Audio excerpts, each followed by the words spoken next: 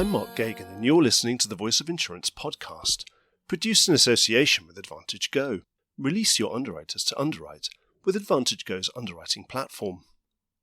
Today's guest is someone who, despite being the CEO of a very prominent publicly quoted global specialty insurer and reinsurer, has been keeping himself out of the media spotlight for the last couple of years. This is because, like many other leaders in our world, Albert Benchimol, CEO of Axis, has been busy overseeing underwriting remediation and a wholesale reset of his business's strategic positioning as the market has transitioned. Now I'm delighted to announce that he's come out the other side and has agreed to be on the show. The Albert I encountered in this episode was someone looking forward to the future with a lot of energy, optimism and enthusiasm. No subjects were off the menu, so after swiftly polishing off the elephant in the room topic of Axis's widely publicised decision to pull out of property reinsurance, we expanded out into a really broad discussion that encompasses rate adequacy, the rise of the MGA, inflation, ESG and industry diversity, to name but a few. Albert's now been CEO of Axis for over a decade, and it's that experience and sense of authority that I think shines through every minute of this lively encounter. Enjoy the podcast. This episode is supported by Oxbow Partners. Oxbow Partners is a management consulting business specialising in the London, Bermuda and European insurance and reinsurance markets. In fact, in 2021 and 2022, they were named one of the top 10 consultancies in the sector by the Financial Times. It's fascinating speaking to the team about the kinds of topics they're supporting, helping reinsurers take a strategic view of their operating models, designing smart follow syndicates in the Lloyd's market, and developing ESG responses. The company's strapline talks about giving executives a fresh perspective. So if you're keen to understand the challenges and opportunities coming down the track for your business, I'd recommend giving the team at Oxbow Partners a call. Albert, welcome to the Voice of Insurance. Thank you. Happy to be here.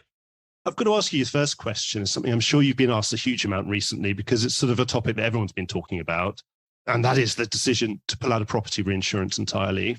Take us through the thought process that ended up in that decision. Well, Mark, as you know, over the last few years, we've embarked on a successful transformation of our business. And our recent actions are all focused on aligning our resources to advance leadership in specialty underwriting. So we're investing in a strong specialty insurance and specialty reinsurance business, all with the goal of enhancing the value that we offer our customers and partners in distribution. We want to grow a stronger overall book of business and ultimately generate consistent, profitable results with lower volatility. So I want to underscore, we're committed to reinsurance and to smart growth in our go-forward areas of reinsurance. And that includes, obviously, casualty, specialty, A&H credit, reinsurance. But ultimately, the volatility from property cat reinsurance just was not consistent with the business that we're trying to build here at Axis. And so as we look forward to our kind of a multi-year look-forward planning process, we just couldn't find the right intersection of a cat book that was large enough to support the investment that you need to do it right, but small enough so that the volatility wouldn't overwhelm our specialty insurance results. And so at the end of the day, the rational course was actually to do a full exit of property cat. And so we did that, and we think that going forward, it's going to be overall a much better book for the organization. And importantly, I think it's clarity to our customers and to our brokers about our sustainable risk appetite going forward. So it wasn't really about price then. Some people would assume that perhaps property reinsurance over the cycle hasn't really been paying what it needs to pay. Are you saying it's more of just it was the volatility play? You couldn't handle the volatility, and what you just said, you couldn't write enough to make it worth doing properly. But at the same time, if you did a small amount, it was there, it could bite you. That's exactly right, Mark. I mean, I've said this many times that our exit from property cat is not a call on the property cat market. In fact, I believe that the property cat market is going to be quite hard at January 1 and it'll probably be quite firm for the next few years. It's a call on what kind of company do we want Axis to be. Right. And we want Axis to be a specialty insurer with low volatility. And unfortunately, the two just don't live well together. So if someone asks you, well, why are you pulling back now that prices are finally rising and are rising pretty firmly? You say, well, it's just not about that. No, not at all. And paradoxically on the dice, obviously pulling out of a line, theoretically, mathematically, one would assume it gives you a diversification cost rather than a benefit. presumably you're saying it's outweighed by volatility. Well, first of all, we already have such a widely diversified book of business. And we do have some property cat exposure through our specialty insurance book. Yeah. So it's not like we don't get the benefit of that. If you look back several years, I would argue that our problem was not that we were underexposed cat for diversification, but that we were overexposed cat for volatility. And so what we're bringing ourselves down now is to a place where we think we've got very good diversification in the book of business, but better balance and less volatility. And at the end of the day, that's really what matters. What do you say to people, though, who say that property reinsurance is an absolute core line? And using the example of going into a shop, into a store to buy some food, and you say, well, all stores need to stock bread and milk and eggs. And to say, well, if I go into the Axis store, hang on a minute, I haven't got eggs and I haven't got milk and I haven't got bread. I need to go somewhere else for that. I mean, there are stores that sell milk and eggs, and there are patisseries that sell croissant and cakes, but no eggs and no milk. So I think it's what kind of store do you go to? And does that store give you the highest quality product for what they're selling? Yeah. In our case, it's about being very clear with our producers and our customers as to what our sustainable risk appetite is going forward, and delivering the best product and the best service that we can for those lines of business. So it's kind of like go to Walmart if you want that kind of commoditized stuff. But if you want the specialized stuff, you've got to come into my more boutique establishment. I think that's fair. And again, I want to be clear that I'm not espousing a view as to what other establishments should be doing. I think there are business models that work for different companies that align their skills, their resources, their expertise with the market opportunities that they see. And they should absolutely pursue that. In our case, it's clear that over the last decade, we've developed our specialty underwriting skills to the point where we believe we have an opportunity to be best in class. And that is what we want to do. And we see plenty of opportunity for us to grow profitably, to serve our customers, to serve our producers in the specialty underwriting space. So looking forwards, what is this axis that you want to project out to those brokers and to ultimate customers? So we're focused on advancing leadership in specialty underwriting. And we have all the resources and capabilities to deliver solutions and value to our customers and partners in distribution, including, I'm very happy to add, market-leading claims capabilities. So over the last several years, we've developed capabilities, and we now have a very clear and sustainable risk appetite that we can communicate to our brokers and customers. And we're very clear about what we want to do. We're in the US, E&S, and wholesale lines of business. We're in the London market specialty business. We provide the whole range of professional lines through both retail and wholesale channels. And of course, we provide international reinsurance. But in all of those sectors, we distinguish ourselves through our expertise in specialty underwriting and in our service. So you want people to come and ask you to quote and lead business because you want those brokers to know and to believe that you're the best in those classes. That's what we're doing now. We lead a very, very large chunk of our business. And where we're not, we're a highly influential follower. So we think that we're very, very well positioned with our producers in terms of share of wallet, share of market, in terms of quality perceptions. And our job is we got to do better. We got to continue to improve on that and improve our offering. At the end of the day, we want to be viewed as a leader in specialty risk, and we want to deliver top quintile performance. So that's the core goals. Do you feel that you're already sort of there? In which case you just need to execute and continue to execute. And, it's a continual process, keeping on top of things and staying at the top. Do you feel that you're already positioned then with this final move? That's right, Mark. I think we've made all of the big moves, if you would. We've been very clear about our goals. Now, there's still a journey to get there in terms of achieving the level of performance that we want to achieve. There's some route to go in terms of the level of volume that we think we can achieve in these markets. But in terms of our strategic direction, of our alignment in the organization, we're in the right area. Now, obviously, we talked about delivering outstanding service and being a leader in specialty risk and being a top quintile performer. And you cannot do any of that if you don't have a strong culture and a strong team. And so an important goal of ours is literally to be a talent magnet, to be a destination of choice for talent, because without the talent, we will not be able to deliver the quality of service that we want to deliver to our customers and partners in distribution. So you're in a huge variety of different classes. Where are you happiest most at the moment in terms of the growth that's coming on and also the rate adequacy that you're getting? We're in the fortunate position of having the vast majority of our book of business is still providing very attractive opportunities. There's a handful of lines or markets that are not quite seeing what we want to see, but by and large, it really looks all good. And subject to normal risk limits and diversification, portfolio optimization limits, we've got an appetite for growth in just about all of the lines in which we are. What we're seeing today probably is public D&O has backed off a little bit. Frankly, my view of the risk is I don't understand it going down that much. So we've actually shrunk that a little bit. But that's kind of the exception to the rule, if you would. But I suppose that came off a big hardening, didn't it? It was a probably 200-300% hardening that happened very quickly. Maybe it was an overreaction. Well, I think it needed it, right? But I think the other thing that we need to look at is, on the one hand, I understand what the drivers are. We've had very good price increases over a couple of years. There's a significant reduction in demand now that there are less SPACs and less IPOs in the market. There have been less claims being filed. Maybe that's a reversal of the prior trend, or maybe that's just a temporary thing. And there's a lot more carriers interested in that space. So I can understand why competitive pressures would push us there. On the other hand, we also have to recognize that the last couple of years are not necessarily predictive to what the world will be going forward. I mean, we're still in a post-COVID world, and we don't know what that will do. Secondly, I think we have to recognize that social inflation is a real factor. But more importantly, I think with the growth of ESG, we're seeing that there are more demands for reporting on ESG, which leads to potential risks of misreporting or greenwashing, as it's called.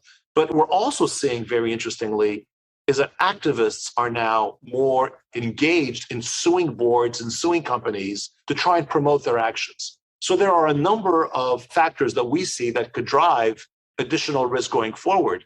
And so we believe that these trends all call for caution in pricing and reserving for public D&O. Well, you mentioned ESG. That's definitely on my list of questions I was planning on asking you later, but we might as well talk about it now.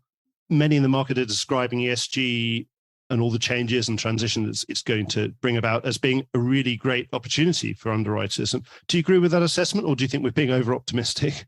Because obviously it could be negative. Like you've mentioned some of the negatives, of course, public liability and D&O, those kind of classes with greenwashing and potential claims. Do you think the benefits are going to outweigh any of the negatives? So I think you really have to take ESG in its individual components. I've got the environmental, the social, and the governance. And, we spoke about the potential governance issue around reporting. And of course, it's your own reporting. You've got your own fiduciary duties. And of course, there are activists targeting you as an insurer. Of course, as you're fully aware, we've had protests in Lime Street outside Lloyd's of anti-coal protesters, that kind of thing. I think that's true. And I think you'll see activism in the industry. For the moment, I have to say we've got a very constructive relationship with a number of the environmental groups. I think they're looking at some of the moves that we've made with regard to our own actions, with regards to our coal policy, for example, the fact that we are promoting products that advance the greening of the industry. And that's where the opportunity is. So you were talking about the opportunity. There is no doubt that there is climate change, and we can debate whether or not it's purely humanity-led or it's a combination of natural cycles that are accelerated by humanity. But either way, we as people living in this planet, the only home that we have, need to find a way to create resilience and to find a way to transition to a low-carbon economy. That's creating new industries, new business, new projects, all of which require insurance. And if we're going to be a forward-looking organization, we want to position ourselves for growth in the demand that's going to come. And one of the things that I'm very proud of is the fact that we are a leader in renewable energy. So several years ago, we saw that this was going to create a demand for more investment in renewable energy, obviously insurance. And so today we're a leader in renewable energy, and that is exactly the kind of opportunity, Mark, that you're referring to. And so we're very happy with that. And I think that as we have more projects, as we get into carbon capture, as we get to new products, batteries, hydrogen, that's all going to create new opportunities. So the environmental piece, I really do believe, is an opportunity much more so than a challenge.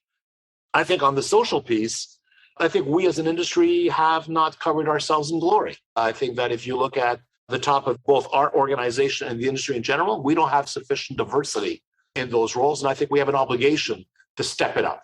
And I think that the first thing we need to do is make sure that we recruit a diverse talent pool at the early levels of the organization, from colleges, from school, and keep developing and investing in that talent pool to create a pipeline to the point where it's no longer an issue. But as an industry, we're not there yet. And that's something that we need to continue to work on.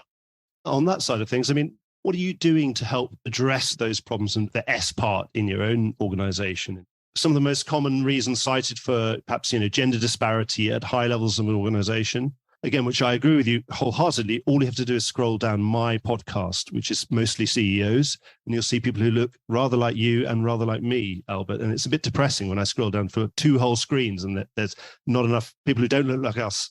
So what are you doing that's better than your competitors, would you say, to help lead this? For example, particularly females leaving the workplace, perhaps when children come along and just at the moment when their career might be taking off. Yeah, so the first thing that I want to say is I don't know that I would position ourselves as, quote, doing anything better than anybody else.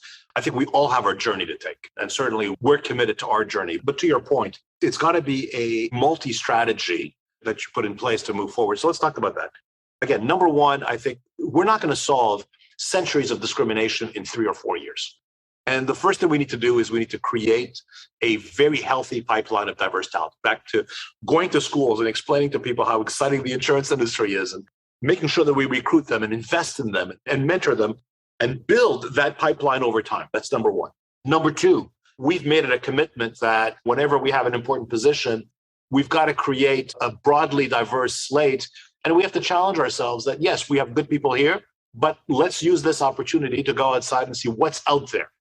Now, that doesn't mean that we will always have a diverse candidate taking the job. We want the best candidate, but we want to make sure that we include every opportunity to meet the great diverse talent that is in this industry and see if we can provide an opportunity for them here. But to your point, there are a ton of really good programs. So as you know, there's a return to work program in London right now. Yeah. And so we've been participating in that program and providing opportunities for mothers coming back to the workforce after having been out for a few years. And that's a very exciting program. And we're really pleased with the people that we've brought on board. Obviously, we're an active promoter of Dive In. We have ERGs, employee resource groups in the organization, and it includes women, people of color, veterans, parents, LGBTQ+. And again, it's giving them an opportunity to feel that at Axis, they can be their whole selves, they can be respected, and they can reach out and work with other people who are like them to work in a more diverse group. So we're trying to do all of those things. And my guess is we'll continue to explore new approaches to enhance both the quality and diversity of the culture and the diversity of our talent pool going forward. Well, okay, going back into ESG more generally, because it's going to permeate everything. It's going to be your clients are going to be wanting to see that you're an ESG approved supplier. Obviously, regulators are going to get their hooks into all of us. And we're going to have to spend a lot of time, I presume, asking questions of each other. I presume you're going to say, yes, that we'd need some kind of common framework to do this. And obviously, within our industry, it being a globalized industry, that it might need some global common standards and frameworks. Otherwise, one would presume it would be quite frustrating if a Marsh broker asks 50 questions of you, an Aon broker asks 50 questions of you, or that you ask 50 questions of an Aon broker, and then Munich Re asks 57 questions in a slightly different format. And we could all be in complete mess before we knew it. So do you think we need a common framework? And do you think we're going to get it anytime soon? Or is it just over the horizon, do you think? So I fully agree with you that a common framework just makes it easier for everybody to have metrics that are comparable, period over period, and against other companies, and frankly, a little bit of competition, who's doing what. If everybody's measuring performance differently, then it becomes almost impossible. And to your point around the inefficiencies of doing our various tests around measuring the carbon intensity of our portfolio, measuring the carbon intensity of our supply chain, measuring the output of our greenhouse gases, for example. So all of those things benefit from standardization. And I think that there are a number of attempts right now to get there. It's a little bit like VHS and Betamax back in the old days. I think at some point one will ultimately win, but I think we have a couple of competing ideas and areas in the industry. But ultimately, I think it's to all of our benefit to have a generally consistent global framework. Are you confident we're going to get that at some point? I am, because necessity is a great motivator. And I think that nobody wants to deal with an inefficient and murky world for something as important as measuring progress on ESG. And I presume also that G part is, of course, a lot of that for governance is disclosure, isn't it? And I suppose if you can't be certain how much CO2 you and your underwriters are emitting, then I suppose you'd probably err on the side of not disclosing it because you don't want to be accused of greenwashing if you get it wrong. That's right. But, when I think of governance, I also just think about how we make decisions and ultimately who we report to. And I think about my directors, and my directors will be on 3 or 4 different boards. Can you imagine if they're on 3 or 4 different boards, all of which provide different metrics and different ways of measuring? they have no ability to come to us and say, look, Albert, I think you should think about doing it this way, or you're lagging some of my other boards if everybody measures differently. So it's actually a real benefit to our independent board members to be able to share metrics that are relatively standardized so that they can use their experience, their broad view of what's happening in the world and say, okay, given my experience, given what I see, I can now position where you are at Axis. And by the way, I think you're doing well here. I think you should do a little bit more there. But if everybody uses it differently, it's actually more difficult to govern because you don't know what to measure. Do you think we're going to sort out ourselves as an industry before a regulator sorts us out on the regulator's behalf? Let's just say that it would be to our benefit to do so. And look, I think there are a lot of things that are moving forward. As you know, Lloyd's is moving forward in measuring the carbon intensity of underwriting portfolios. And I think that they're in a great position because there are multiple carriers involved at Lloyd's. And so that's a great place to start. And so perhaps they have a bit of a head start there and we can see things going there. You know, the brokers are all trying to measure what are the requirements of an acceptable pathway to a low carbon transition. And so that's great because it'd be wonderful if we could all say, okay, these companies are carbon intense today, but they're doing the three things that we're looking for to move to a low carbon standard. And because of that, we should support them in their journey. Yeah. As opposed to saying, you know, because they're dirty today, we shouldn't do business with them.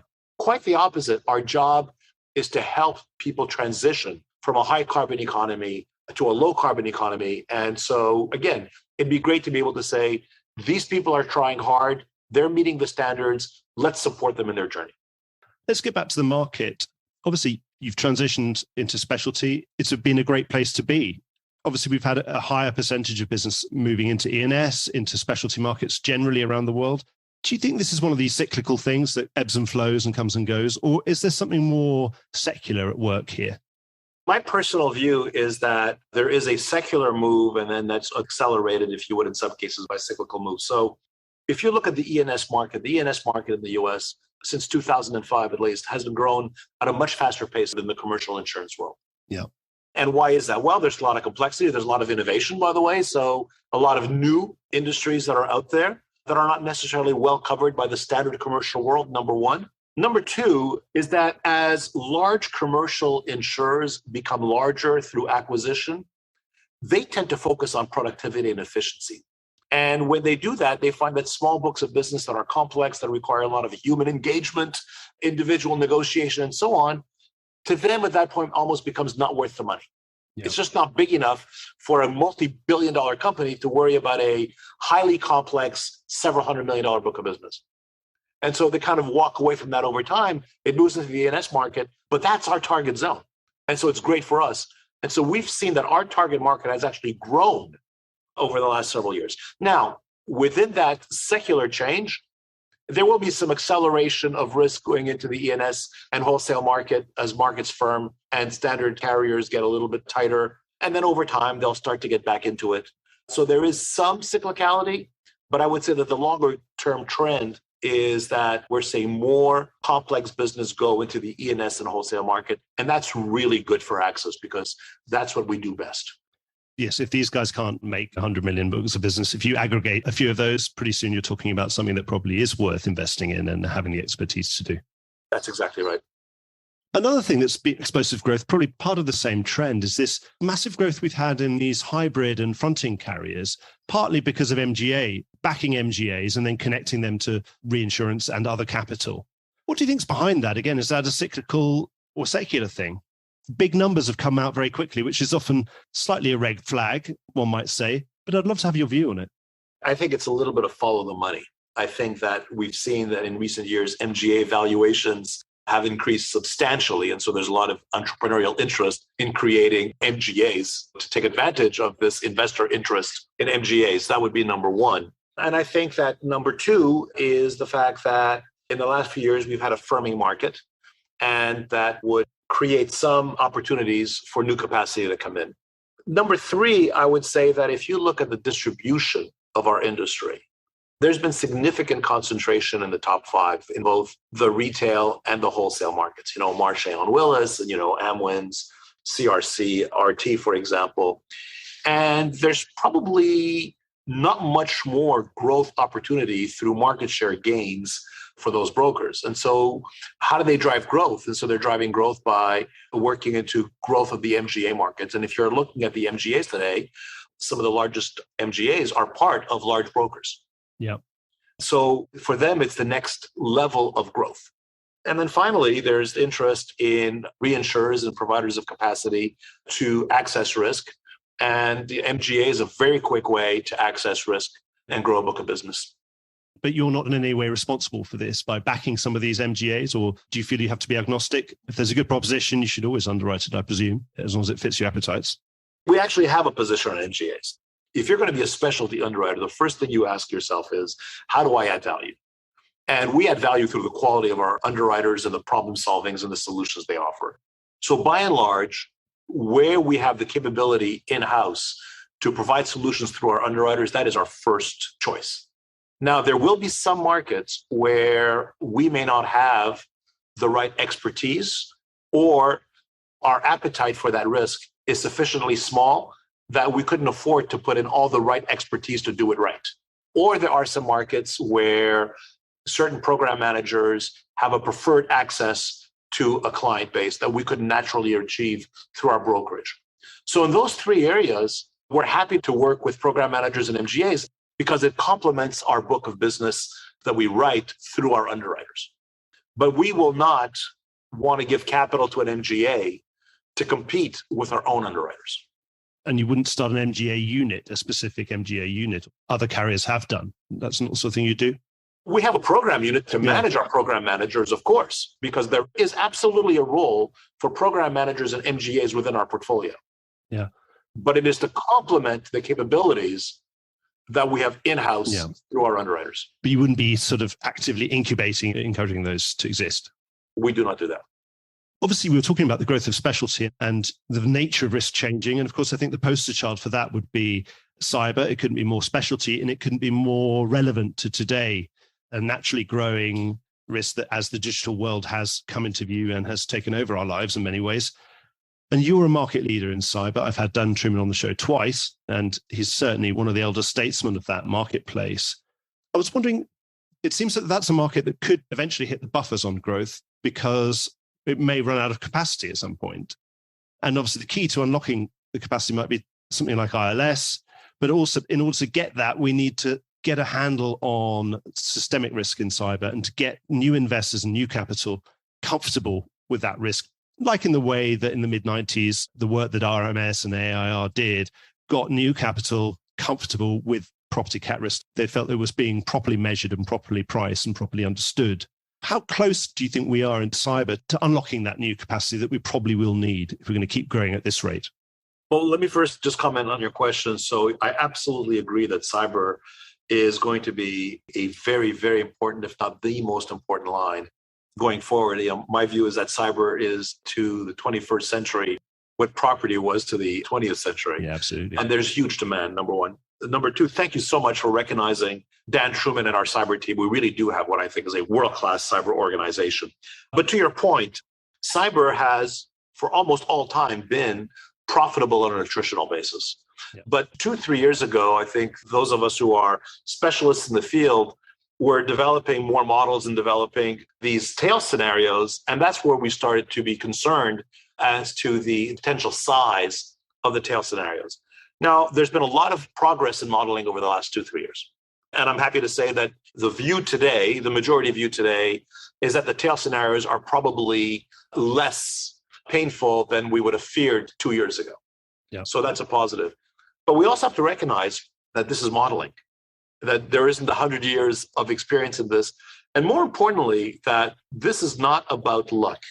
This is about defending yourself against bad actors who spend 24 hours a day, 7 days a week, looking for ways to harm you. And so we need to have that humility as we think about the risk.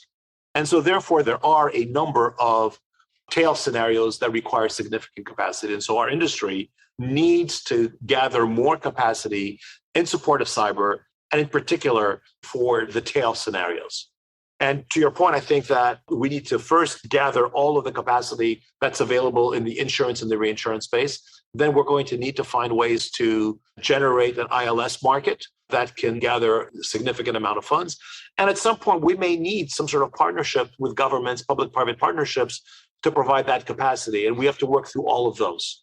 And I think that we're still at the early stages of doing that. But this is another example where everybody in the world is incentivized to find the capacity solution for cyber.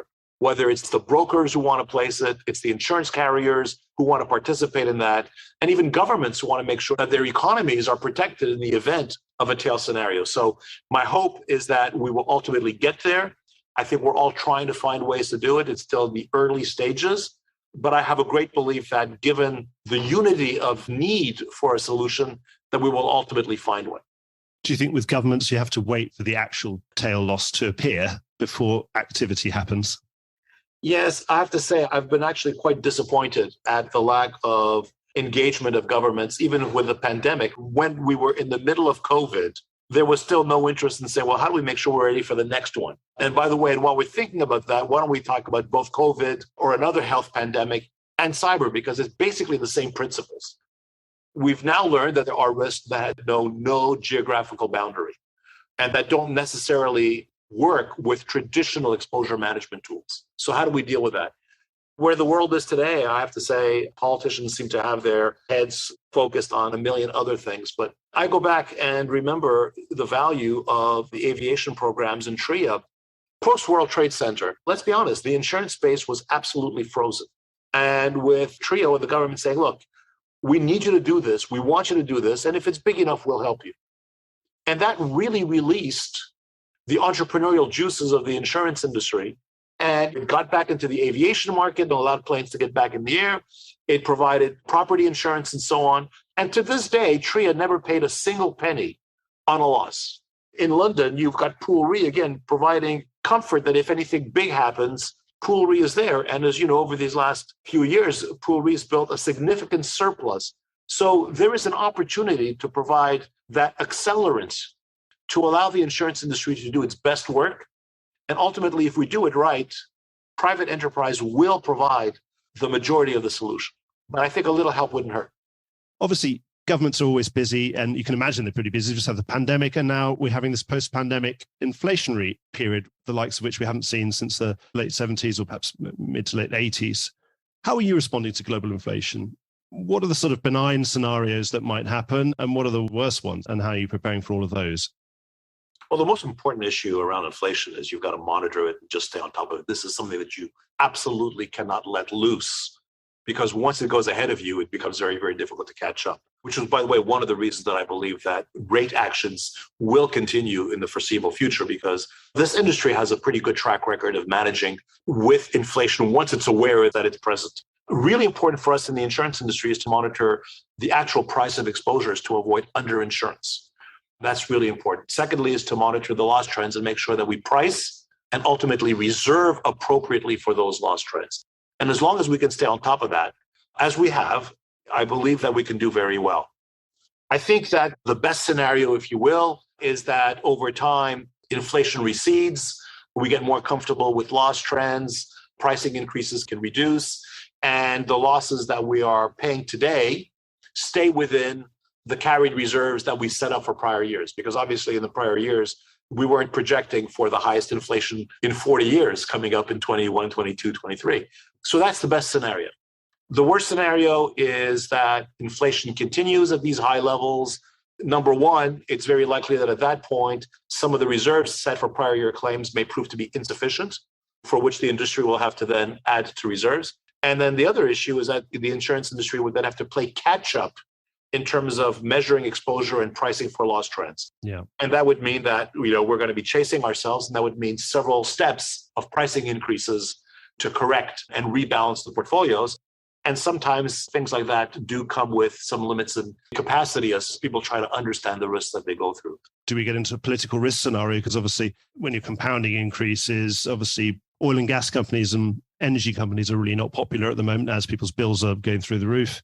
we wouldn't want to add ourselves to that list of sort of public enemies as an industry, would we? To be saying, well, not only my gas bill's just gone up, and obviously the price I pay at the pumps has just gone up, and now my insurance is going up 50% as well.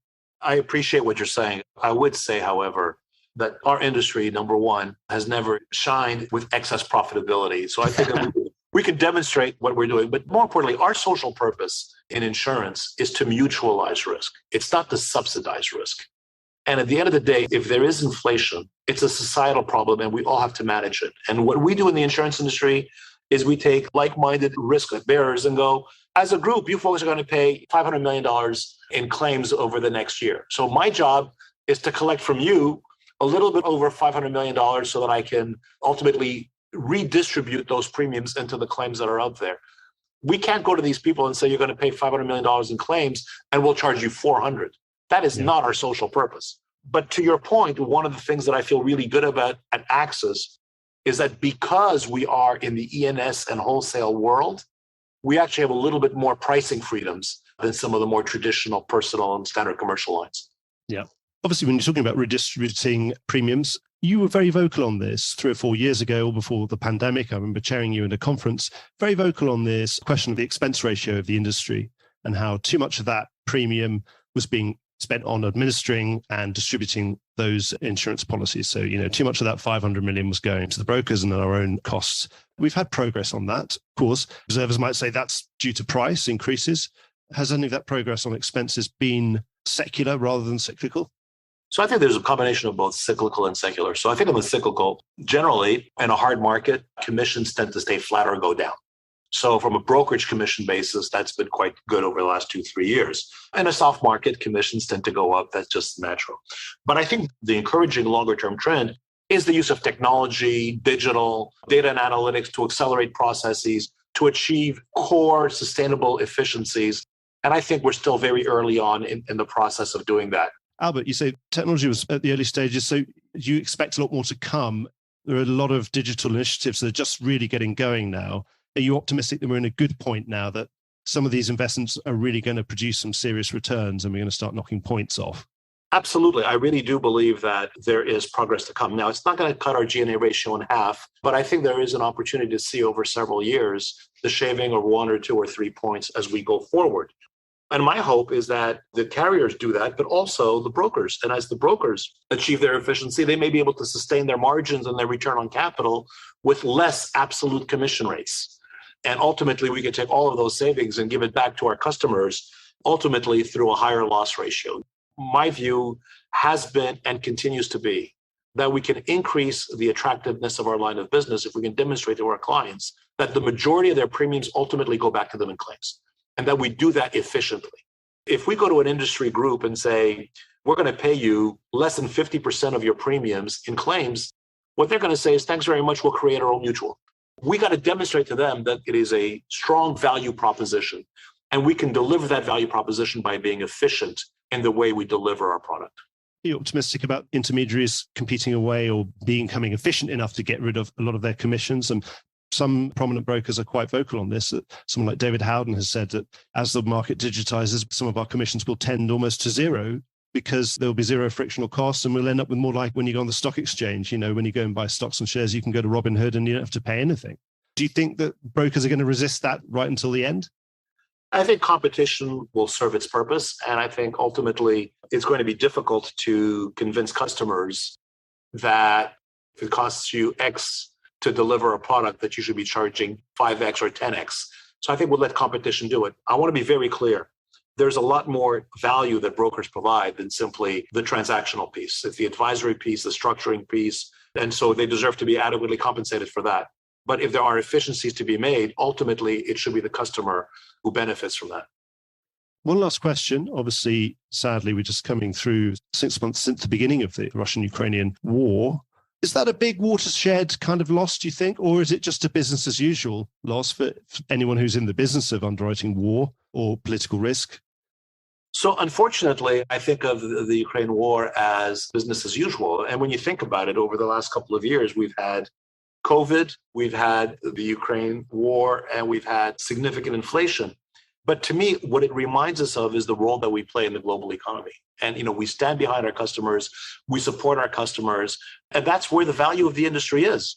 But what COVID and Ukraine and inflation remind us of is we are at the receiving end of risk. And so as insurance carriers, it's important for us to understand that we are taking risk, and therefore that we price for it properly, that we reserve for it properly, and that we put enough capital behind it so that we can continue to provide the very valuable service that we provide to the economy. So we can't go but for Ukraine, but for inflation, but for COVID, but for high cats. This is our business.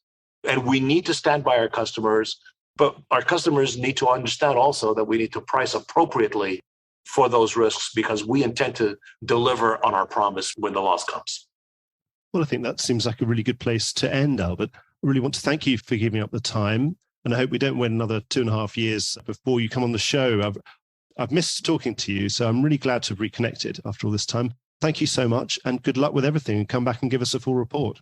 Mark, I look forward to it. Thank you for taking the time to speak with me. Well, I hope you enjoyed today's episode. If you did, don't forget to subscribe or leave a like or a review or recommendation on whatever podcast platform you used to access this program. These really help get the word out. Before we go, just a quick reminder that advertising slots are available here and in other places in the Voice of Insurance podcasts. Podcasting is the fastest growing medium and attracts a high quality audience of key decision makers. It's also an intimate medium where you, the listener, are right in the room with me and the interview subjects. Needless to say, that means it's a great way of getting your message out directly to an audience because you know you've got their full attention. It's also very cost effective. So get in touch with Mark at thevoiceofinsurance.com to find out how you could be speaking directly to the industry. The Voice of Insurance is produced in association with Advantage Go. Release your underwriters to underwrite with Advantage Go's underwriting platform. Voice of Insurance is produced by me, Mark Gagan. Music was written by Anna Gagan and produced by Carlos Gagan. Check out more podcasts and written comment pieces at www.thevoiceofinsurance.com.